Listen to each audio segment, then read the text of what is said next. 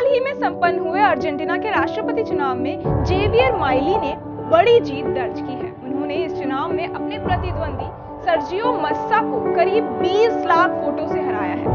आर्थिक संकट से जूझ रही अर्जेंटीना की जनता ने इस बार बदलाव के लिए वोट डाला।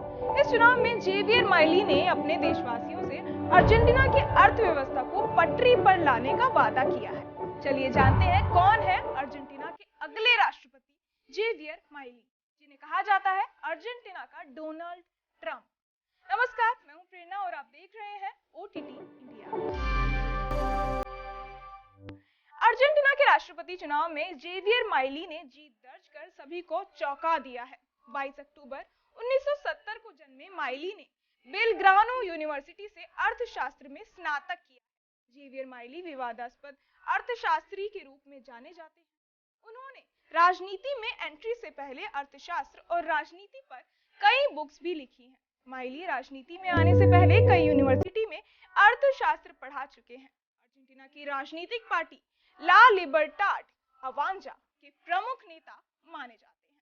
अर्जेंटीना के राष्ट्रपति चुनाव में जेवियर माइली का कई विवादों से नाता जुड़ा हुआ है। उन्हें अर्जेंटीना का डोनाल्ड ट्रंप कहा जाता है।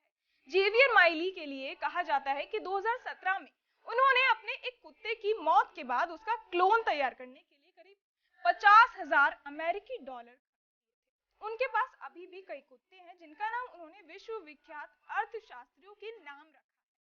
राष्ट्रपति चुनाव की रैलियों में जेवियर माइली आरी लेकर आते थे। जब वो पहली बार आरी लेकर आए तो उनको देखकर हर कोई हैरान रह गया। फिर उन्होंने बताया कि ये आरी महंगाई में कटौती का प्रतीक है।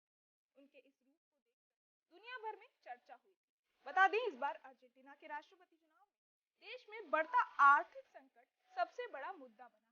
पिछले कुछ सालों में अर्जेंटीना की अर्थव्यवस्था चौपट हो गई। इसको ही मुद्दा बनाकर उनकी पार्टी ने चुनाव लड़ा और बड़ी जीत हासिल की।